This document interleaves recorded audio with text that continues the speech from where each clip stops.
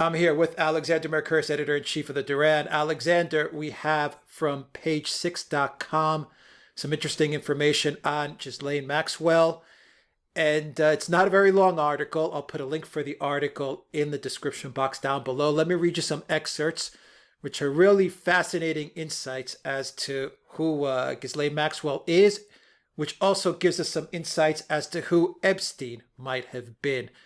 So, Alexander, from the article via page6.com, Ghislaine Maxwell, the British socialite who's long been accused of serving as Jeffrey Epstein's madam, is hiding in a series of safe houses and is being, quote, protected because of the information she has on the world's most powerful people, end quote, on the heels of a Reuters report that Maxwell was the main focus of an investigation by the FBI into several people who facilitated the dead pedophile's alleged sexual abuse. A source tells Page 6, quote, Ghislaine is protected. She and Jeffrey were assets of sorts for multiple foreign governments.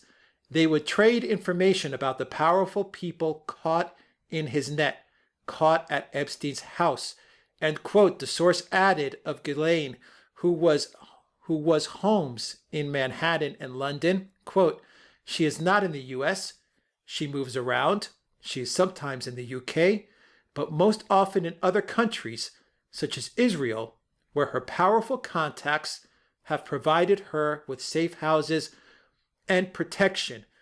And finally, Alexander, the source added that Britain's disgraced Prince Andrew had begged Maxwell to come forward and give an interview to protect him after he was accused of having sex with one of Epstein's most vocal accusers, Virginia Roberts Giuffre, which he strongly denies, but Maxwell refused, forcing the prince to conduct his own disastrous interview.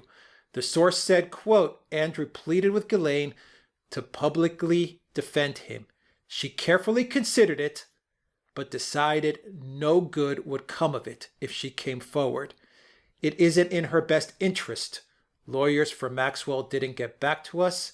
The source also added, quote, if the U.S. government was really interested in bringing in Ghislaine, the IRS would have looked at her tax returns and the income she may have got from Epstein and perhaps some of his powerful associates, end quote. Alexander. Well, there's been lots of rumors about how Epstein was able to operate in virtually clear view and carry out his many crimes in virtually clear view. And one of them, which of course was partly confirmed by Acosta, the prosecutor who agreed this deal with him some years ago, was that he was being protected by the intelligence services. It was never made clear which intelligence services, but there were rumors that Israeli intelligence might have been involved in some way. And I think this article in the New York Post, which, to be very clear, is a establishment, traditional media, mainstream newspaper. We're not talking about any a website somewhere or somebody coming up with stories of this kind who doesn't have resources to investigate them.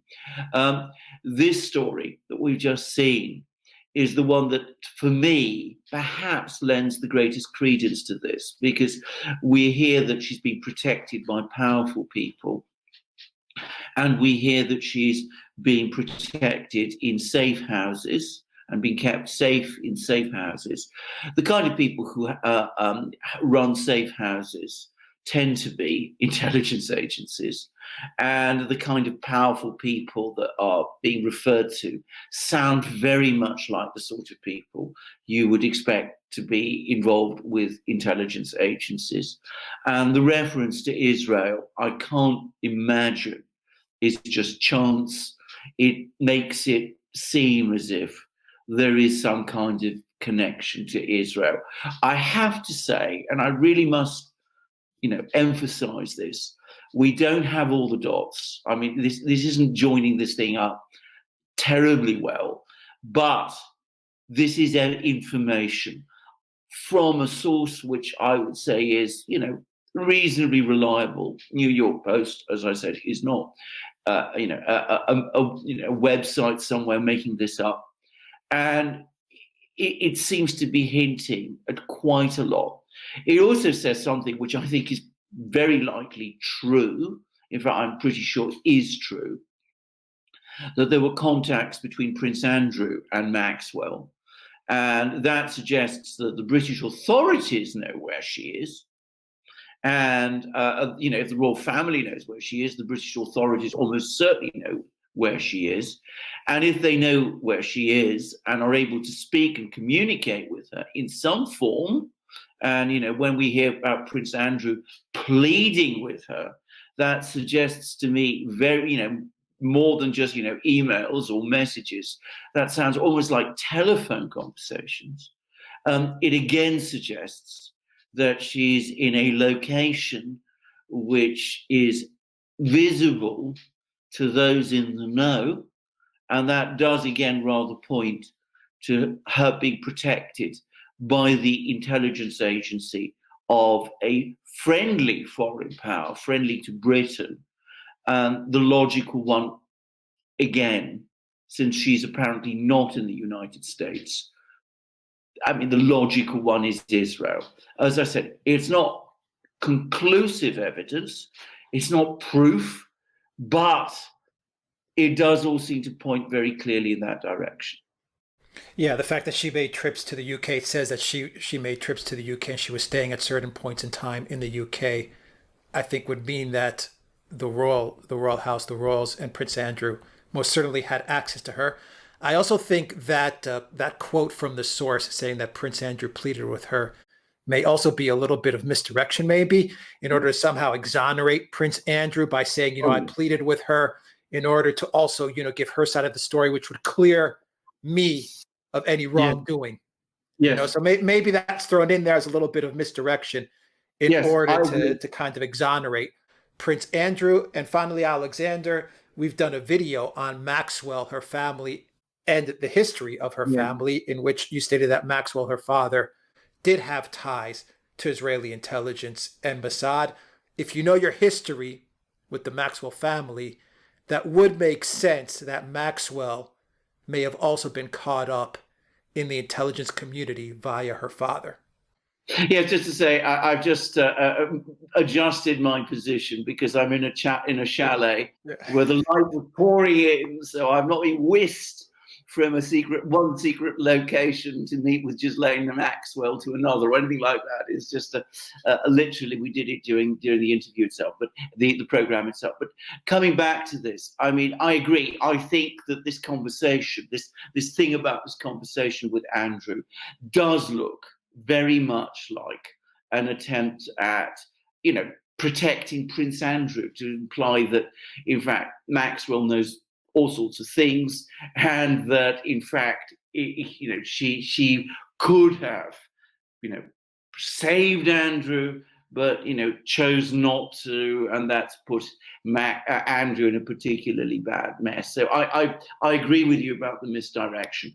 As for Maxwell's connections to Israeli intelligence, well, as you rightly say, we did a video about her father.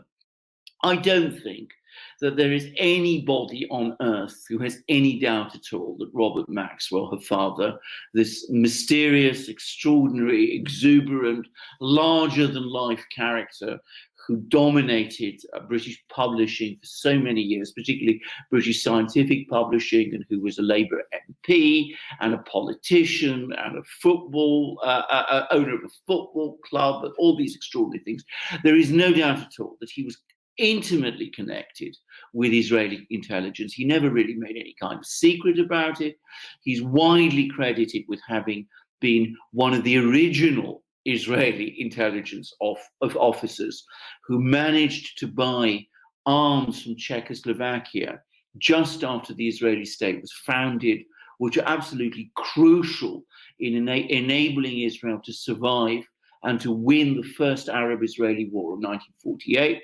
And he was, of course, when he died, in circumstances which are also, by the way, somewhat mysterious, he was buried at a very, very high profile funeral in Jerusalem, where all sorts of Israeli officials and intelligence officials and former heads of intelligence, and I think it was the Israeli Prime Minister himself, Yitzhak Shamir, who was an intelligence officer, they all turned up. So if it turns out that Ghislaine Maxwell has an intelligence connection to Mossad, then she is simply following in the family tradition. And that wouldn't surprise me at all. And it would, by the way, make me wonder what the exact balance of power between Ghislaine and Jeffrey Maxwell actually was. Whether perhaps at some level she might have been his controller. But, I was just going to say that. You're exact. We'll leave it at that. I mean, I was just going to say, maybe we're looking at this all wrong, and it's Ghislaine who was the lead, and Epstein was a subordinate.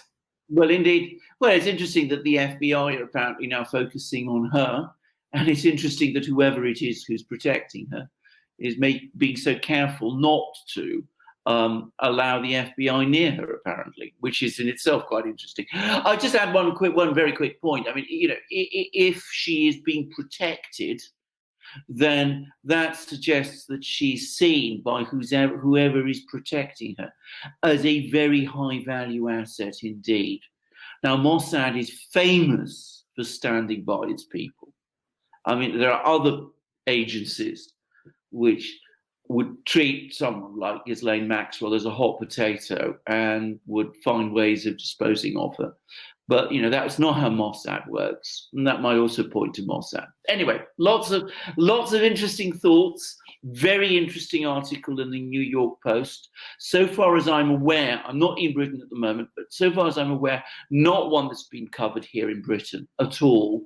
And as I said, it does. And as you said, as we both worked out, two great minds thinking alike, clearly it does cast a rather interesting picture on this whole scandal. So, let's keep our eyes out and see what more comes. Yeah, re-examination as to the relationship between the two and exactly what was going on.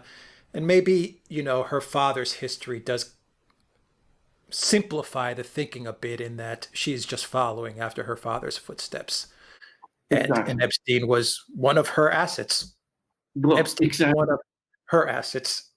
And it would seem a very important one. Right. Real quickly, very, very quickly, Alexander, what do you make of the last line where the source says, if the U.S. government was really interested in bringing in Ghislaine, the IRS would have looked at her tax returns and the income she may have got from Epstein and perhaps some of his powerful associates. If the U.S. government was really interested, what does that tell you in... Well, again, it's one of these extraordinarily interesting sentences which begs many questions. First of all, it's remarkable that they haven't. It basically says they haven't actually done that, which in itself is remarkable. I would have thought that by now they would be frantically going through every single tax return of everybody so closely involved to Epstein as Maxwell was. And I have to say that's true. They haven't done it. That is absolutely true. I mean, it shows that the US authorities are not ultimately very keen on finding out much about her. But I'm going to say something else. It also looks like a hint. It's rather suggesting that there is something interesting about those tax returns. Very good point. All right. Alexander Mercouris, Editor-in-Chief of Duran. Thank you very much. Guys, if you like this video, click on the subscribe button down below. Click on that notifications bell. Donate to us on PayPal, Patreon, Subscribestar. Your donation really helps us out a lot. Look for us on iTunes and Soundcloud for an audio copy of this video. Look for our videos on BitChute.com and the DuranVideo.com as well. We post all our videos there. And download the Telegram app to keep in touch with the Duran and everything that goes on in the Duran, including our DRN20 20% discount on all merchandise from the Duran shop. That includes magic mugs, that includes apparel, and it includes 2 new ebooks with a foreword by Alexander. Indeed, and one of them, by the way, is about Epstein, whom we've been just talking about on this program, and about the nature of the scandal that involves Epstein. And we touch on many of the issues that we've been raising in this program about what a mysterious and strange person he was, and how he was able to operate, apparently in clear view, carrying out these abominable and awful crimes, and do so with total impunity. And despite the fact that so little ultimately is really known about him. I mean, how he made his money is mysterious, how he acquired his property is mysterious, how he acquired this extraordinary circle of friends. All this is not really explained very well. But perhaps the strangest part of the whole Epstein story is how little is being said about him even now.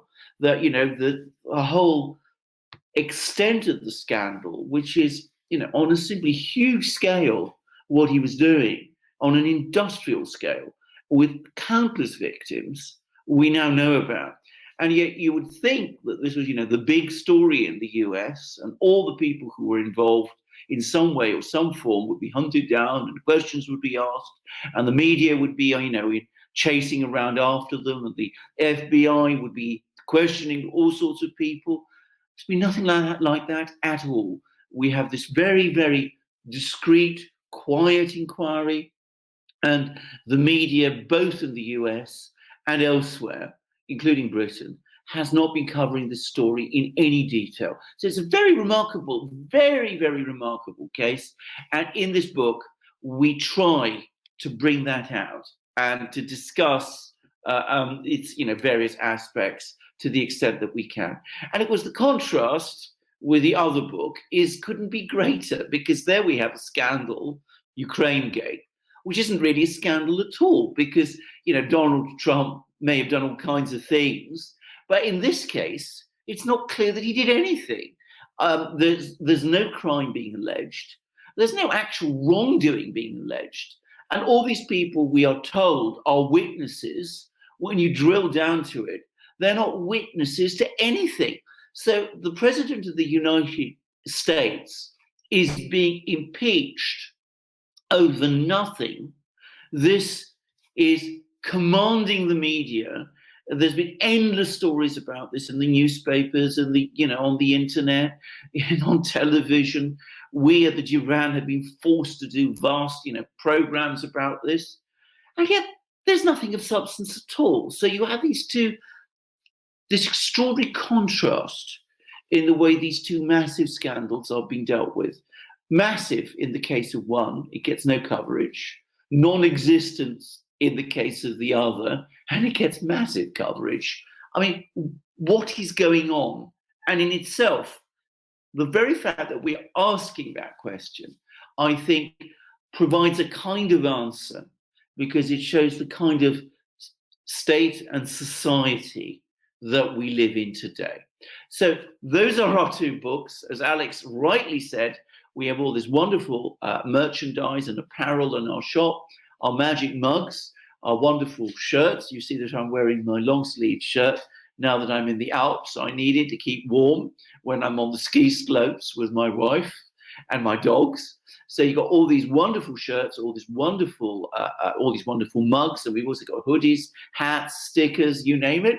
It's all available still, in our discount. Our discount promotion, our promotional sales can go on for several days yet. So it's not quite finished. So you can still get them, DRN20 being the code. And as we've discussed, they're marvelous gifts. You can buy them now as a post-New Year, post-Christmas gift for someone, or you can have them for yourself. So go to the shop, help the Duran by buying these great things, learn about these two bizarre scandals from our books, and Alex will tell you how to do it. Just put DRN20 on the checkout page. You'll get 20% off all merchandise. Alexander Mercouris, editor-in-chief of the Duran. Thank you very much. Until next time, everybody, take care.